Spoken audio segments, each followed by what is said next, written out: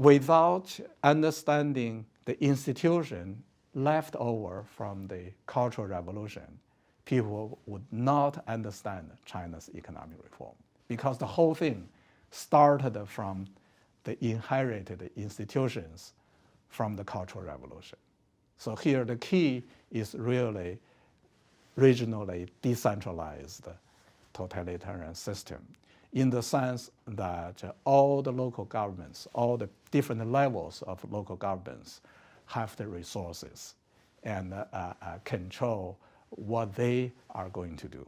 My name is Chenggang Xu. I'm a professor of economics at CKGSB, which is a private business school in China. When people claim that the rise of China is the biggest event in the recent economic history in the world, the qualification is the following. If we look at the issues from the point of view of the total GDP, so within 30 years, in terms of a growth rate of total GDP, China has break the record.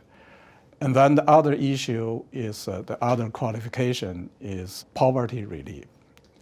So within this 30 years of time, the largest poverty relief happened in China. So that is a very important issue. And then the third aspect is the relative economic development. The so-called relative economic development is measured by the per capita GDP compared with the world frontier. So for example, if we take the United States per capita GDP as world frontier, then comparing with the world frontier from the beginning of this 30 years to the end of this 30 years, so what is the change level? So actually these three aspects are closely related. Number one issue is the population of China. So given China is the most populous nation, given the size of population, and then once you have a fast relative economic growth, the growth of relative economic development, and then you have this total GDP increase. So these are intimately related.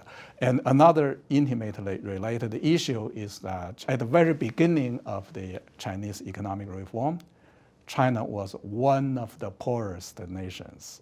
So this is actually a key point. So when the reform started, if we are talking about relative economic development level, China was about something like 1/20th of the US level. So that's significantly below the level of the average Africa per capita GDP. We are talking about such a very, very low level. So it's a desperately poor. So starting from this very low level, and then after 30 years, nowadays the Chinese relative development level is close to 1/4 of the US level. So started from 1/20th up to nearly 1/4. So in that sense, it's a huge change. So if we only look at these factors, then yes, this is the biggest event in economic history. But some other claims are, without the qualification, can be exaggerations. So when people talk China as a superpower, for example, if we look at the per capita GDP level, it's less than 1/4 of the US level. So if we compare China with the Soviet Union at its peak time, Soviet Union was significantly more than 1/3 of the US per capita GDP level. So China is still below that level. So we have to keep in mind in our understanding. And also, when we talk about this growth rate, the key point is that the starting point was very, very low. That's terribly important. So without understanding that, talking about the rise of China can be misleading. So because at the beginning, China was so weak, so poor, so in general, the whole national economy is at a poverty level. So when we talk about this growth achievement in China in the recent 4 decades, we always associate with the economic reform. So why reform? So this is the key issue, actually. So at the beginning of the establishment of the People's Republic of China, the Chinese per capita GDP level relative to the US level was 1 of the 20th. When the reform started, the level is about the same. The relative development level is slightly higher, but it's so marginal, so basically we could ignore that. So in 1950, the level was 5% of the US level. In 1980, it was 6% of the US level. So basically, there was no substantial change in the first 30 years of the People's Republic of China. So then why reform is so important? It's so clear that before the reform, basically there's no catch-up. And also we know that what happened before the economic reform. So there were 2 disastrous movements. One is the Great Leap Forward movement, and the other is the Cultural Revolution. So reform means no Great Leap Forward movement, no Cultural Revolution, and the whole way of organizing the economy has to be changed. So there is a sort of a misleading explanation about China, saying that China was a centrally planned economy and then changing to a market economy. This is not quite accurate. The so-called centrally planned economy, usually by describing in this way, implies the Soviet model. China, since 1950, when China established this People's Republic of China, established this system, they fully implemented or copied the Soviet model. But since 1958, China has changed the institution. So it's no longer a Soviet type of centrally planned economy anymore. So the institution has been changed, the centrally planned being abandoned. So it becomes a administratively planned but not centrally planned economy. So I characterize that kind of system as a regionally decentralized totalitarian system, because in the political economy, the Soviet system is described as a totalitarian system. China changed that a little bit in terms of administration. So although the whole economy, the overall society is governed in a totalitarian way, but in terms of administration, in terms of resource allocation, is regionally decentralized in the sense that the local governments control substantial amount of resources, and they manage their local economies.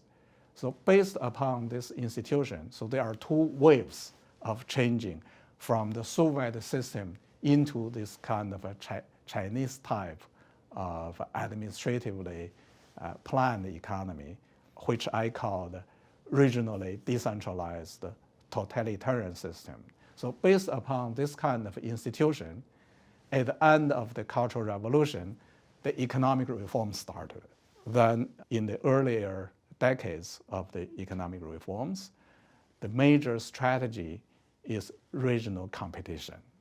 So this so-called regional competition is qualitatively different from market competition. Here, the competition is not in the sense of a profit maximization. It's not in the sense of competition in the market. Instead, these are a sort of a tournament competition that the local governments are ranked. So they compete for ranking. They compete to become number one. So for example, within a city, you have several, about 10 counties, and the counties within the city, they wanted to become number one. They compete for the number one position. And within a province, you are going to have roughly about 10 cities, and each city they are competing each other. They want to be the number one in the province. And in the whole nation, you have a little bit more than 30 provincial level regions. They compete each other as well. And here the key issue is what are the targets of the competition? So at earlier stages of the economic reform, the competition target is GDP growth rate. And turns out this is a very effective approach in terms of promoting the economic reform and growth. So this is how the reform is associated with growth, or growth is associated with reform. Because in order to grow, the regional governments have to find their way. So to grow actually is a big challenge. How to grow? This is a big challenge. So at the very beginning of the reform, there were lots of emphasis on the reform of the state sectors. But turns out that is not working well. That didn't work well. And the first successful reform was in agriculture. Actually, it involves the land reform. It's a partial privatization. Partial means there is no fundamental change in ownership, but the using rights have been privatized. So with using rights and also the exchange of using rights, these are privatized. So based upon that, there is a sort of industrial revolution in the sense of the rural industrial development. So at the very early stage of the economic reform, most of the growth actually occurred in this area, the so-called township village enterprises. Starting from a very low base up to the mid-1990s, the largest sector is this sector in the whole Chinese economy.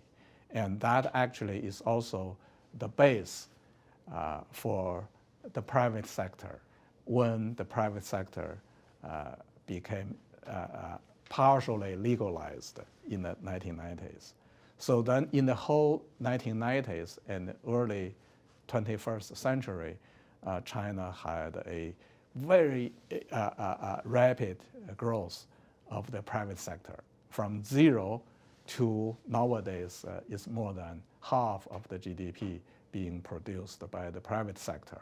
So if we look at the Chinese constitution, both the state constitution and the party's constitution, then we find that by constitutions, party constitution and the state constitution, private sector was not allowed until 2002, the change of party's constitution, and 2004, the change of the state constitution. So until the early 21st century, private sector was not legal. However, up to that point, the private sector was already half of the GDP. So if we are talking about the so-called China miracle, what is the miracle? This is the miracle.